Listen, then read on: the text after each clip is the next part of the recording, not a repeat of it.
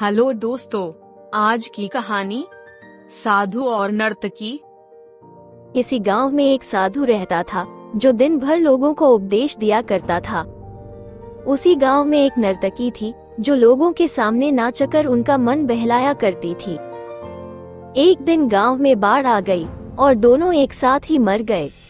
मरने के बाद जब ये दोनों यमलोक पहुँचे तो इनके कर्मों और उनके पीछे छिपी भावना के आधार पर इन्हें स्वर्ग या नरक दिए जाने की बात कही गई।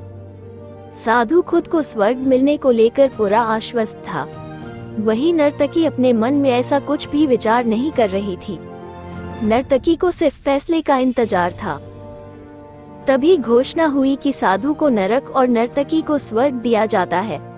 इस फैसले को सुनकर साधु गुस्से से यमराज पर चिल्लाया और क्रोधित होकर पूछा, ये कैसा न्याय है महाराज? मैं जीवन भर लोगों को उपदेश देता रहा और मुझे नरक नसीब हुआ, जबकि यह स्त्री जीवन भर लोगों को रिझाने के लिए नाचती रही और इसे स्वर्ग दिया जा रहा है। ऐसा क्यों? यमराज ने शांत भाव से उत्तर दिया, यह नर्तकी अपना पेट भरने के लिए नाचती थी, लेकिन इसके मन में यही भावना थी कि मैं अपनी कला को ईश्वर के चरणों में समर्पित कर रही हूँ। जबकि तुम उपदेश देते हुए भी यह सोचते थे कि काश तुम्हें भी नर्तकी का नाच देखने को मिल जाता।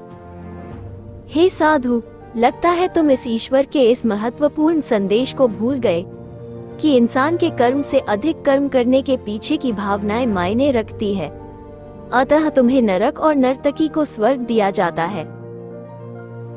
इस कहानी से हम ये सीखे कि हम कोई भी काम करें, उसे करने के पीछे की नीयत साफ होनी चाहिए, अन्यथा दिखने में भले लगने वाले काम भी हमें पुण्य की जगह पाप का ही भागी बना देंगे।